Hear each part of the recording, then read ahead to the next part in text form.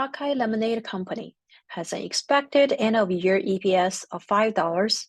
ROE is 50%. 60% of the earnings will be reinvested, and the required rate of return is 12.5%. The question is, first one, what is the growth rate of the company? Second, what is the intrinsic value of the company? Third, what is the no growth value per share? And fourth, what is the present value of growth opportunity, PVGO? Let's start with the first question. The growth rate of the company comes from the reinvestment. Exactly. Growth rate equals ROE times plowback, or the fraction that is reinvested. The ROE is 15%. The plowback is 60%, which is used for further investment and firm growth. So that gives you 9% as growth rate. Second question, what is the intrinsic value of the company?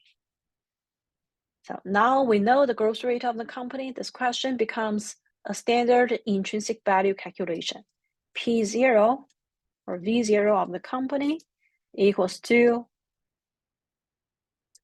expected future dividend divided by K minus G. Expected future dividend equals to earnings that is distributed. So earnings that is not retained. The earnings is $5. What's distributed is 60%, that's B. And what's retained is 1 minus 60%, gives you 40%. Divided by K minus G. So that's 12.5% minus growth rate, 9%. That gives you $57.14.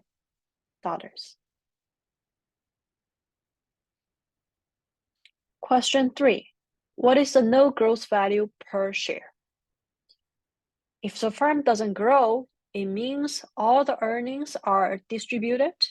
All the earnings are distributed as dividends, and the no growth value would just be E1 divided by K minus G, and G is 0, so it's E1 divided by K. That equals to $5 divided by 12.5%, gives you $40. Finally,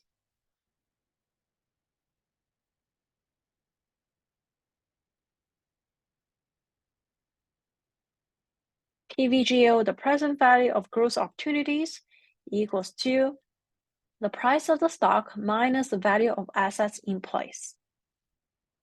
In other words, price of the stock minus no growth value. That equals to 57.14 minus no growth value, as we calculated in question 3, that's 40, gives us $17.14 for present value of growth opportunities.